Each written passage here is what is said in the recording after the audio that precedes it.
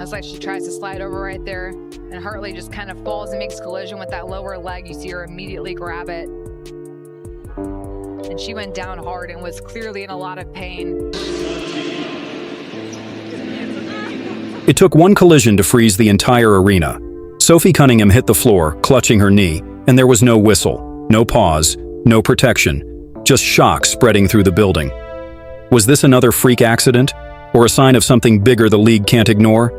What happened next turned a disaster into a defiant statement, and one of the most improbable comebacks in Fever history. The moment that stopped everything. Midway through the second quarter, Bria Hartley lost her balance and crashed into Sophie Cunningham's right knee. The impact wasn't subtle. Cunningham grabbed it immediately, screams cutting through the noise as she crumpled to the floor. She couldn't put weight on it. Trainers rushed over. The Fever later said she'd get an MRI, but in that moment it felt like the whole night had changed. And then came the part nobody could quite believe. No foul, no stoppage. As the game rolled on, fans stood and pointed at officials. Teammates stared in disbelief. Online, outrage roared within minutes. It wasn't just the injury. It was the feeling that this was preventable. That someone should have stepped in before someone got hurt. Again. Cunningham's family didn't hold back either.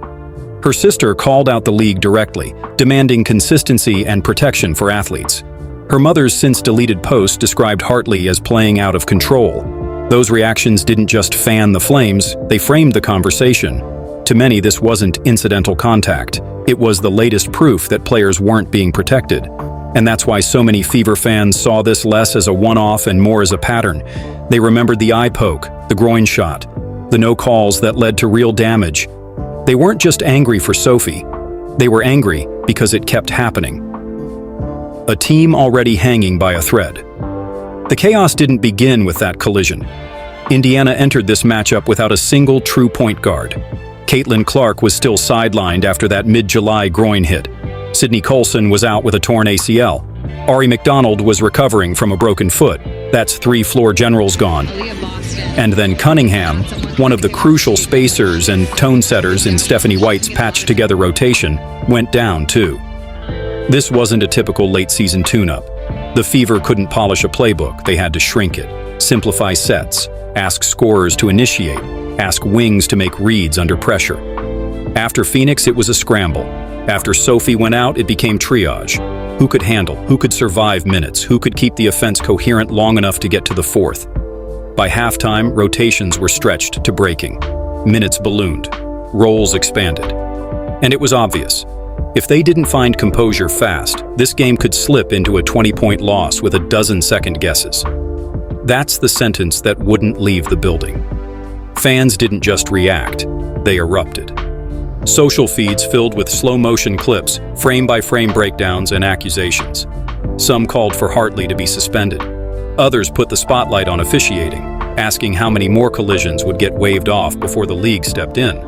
Rumors suggest that league observers have noted the rising physicality in certain matchups this season, and reports claim teams have quietly asked for consistency to prevent injuries. It's been said that coaches have raised concerns behind closed doors about how stars are being defended. None of that is official, but the perception matters, because by the time Sophie was helped off, the narrative was already taking shape. This isn't just one game. This is a trend no one wants to address until it's too late. And if the Fever needed any more morale gut punches, they didn't get them. They got something else. There's a phrase the Fever repeat every day: together.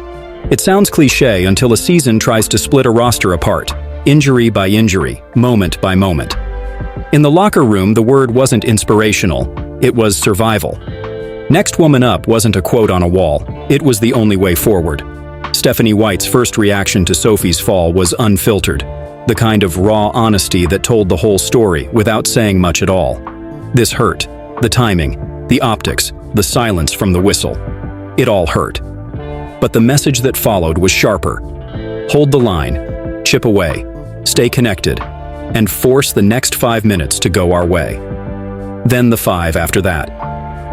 The second half began not with a new offense, but with a new pulse. Indiana didn't look pretty. They looked committed. And sometimes in this league, committed is enough to change everything. Before halftime, Kelsey Mitchell looked human. 4 points, a few attacked gaps, nothing to foreshadow what was coming. Then the switch flipped. If the first half was a slog, the second was a clinic. She started hunting space, won dribble pull-ups, step backs that felt inevitable as soon as the ball left her hand. Pace changes that bent defenders, then broke them. By the time regulation expired, Mitchell had dragged Indiana from 21 down into the kind of tightrope game where every possession feels like a heartbeat. She finished with 38, tying her career high, and 34 of those came after the break, 10 in overtime alone. The efficiency made it even wilder. 11 for 22 from the field, 5 for 8 from deep, 11 for 12 at the line, plus 6 assists that kept the offense from collapsing into 1-on-5 hero ball. She didn't just carry possessions, she organized them. When Connecticut tried to blow up her landing space, she absorbed, adjusted, and answered at the stripe. The milestones piled up, another 30-piece for the franchise record books, momentum surging her into MVP chatter. Even Caitlin Clark, away for a family matter, jumped online with 2 words that captured what everyone felt: MVP, Kels. This wasn't just a hot night. It was a reminder that Indiana has 2 anchors, not one. If Clark is gravity, Mitchell is the blade. And on a night when chaos reigned, the blade cut. No historic takeover happens in a vacuum. Behind Mitchell's eruption were teammates who filled every crack the game opened. Odyssey Sims stepped in on a hardship contract and looked like she'd been in the system for months. 19 points, 7 assists, and something even more valuable: composure. She broke pressure, beat traps, and delivered the ball to the right spots before possessions unraveled. In a game without a true point guard, she played like one when it mattered. Aaliyah Boston held the floor together, posting 14 points, 13 boards, 5 assists, 2 steals, and 2 blocks. The kind of all-court control that doesn't light up viral highlights but wins games. It was her second chances, her outlet reads, her verticality at the rim that kept Indiana from cracking when Connecticut hammered the paint. Natasha Howard gave Indiana muscle and movement at exactly the right moments. 18 and 9, plus the kind of decisive rim pressure that loosened the Suns' help and gave Mitchell oxygen for the run that followed. Lexie Hull hit the shot every crowd remembers. 45 seconds left in overtime, corner 3, bottom. 8 points doesn't tell the story. That one did. It sealed an arena. Brianna Turner's line won't get replayed, but her defense in the second half mattered. A hand in driving lanes, contests on catch and shoots, switches that stalled Connecticut's rhythm just long enough for Indiana to string stops together. That's how a team wins a game it shouldn't. The star ignites it, the others make sure it doesn't go out. Indiana 99, Connecticut 93. Overtime, the largest comeback in Fever history. Not with a healthy rotation, not with a polished offense. With a stitched-together backcourt, a roster playing out of position, and a fan base watching one of its own carried off the floor. The win shoved the Fever's season onto a new track. A loss would have been understandable. A win like this felt transformative. It steadied the playoff chase and sent a message to anyone counting them out. Resilience isn't a slogan here, it's muscle memory. But the night didn't end with celebration alone. It ended with a question the league can't dodge. How many more collisions earn shrugs? How many more stars limp off before officiating tightens, before standards shift? Rumors suggest internal reviews are ongoing this season, and it's been said that consistency is under the microscope. Still, from the outside looking in, the pattern feels real, and the patience is running out.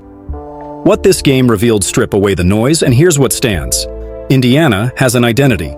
Tough, connected, stubborn in the best possible way. Kelsey Mitchell doesn't need ideal conditions to dominate. She forges them. The rotation is learning to adapt under pressure, fast. And the conversation about player safety isn't going anywhere. It shouldn't. If the league wants the sport to keep growing, and it is, the product has to protect the people who make it special. That doesn't mean sterilizing the game. It means drawing a line and enforcing it, so nights like this don't come with a pit in the stomach. Sophie Cunningham's injury turned a basketball game into a referendum on how we officiate, on what we tolerate, on how teams respond when everything tilts against them. The Fever could have folded. They didn't. They answered with grit, execution, and a comeback that felt impossible until it wasn't. So here's the question to sit with. Was this an inspiring triumph in the face of chaos, or another warning flare about a league slow to protect its players? Drop drop a wish for Sophie's speedy recovery below, and sound off. Should the standard for contact and protection change after this? Because after tonight, pretending it's just bad luck doesn't feel honest anymore, and what happened next would surprise everyone. This wasn't just a win. It felt like a turning point. If Sophie's on the mind, leave a heart in the comments. If this felt like more than a game, say why. And if the MVP talk for Kelsey Mitchell is real, type it out loud. MVP Kels.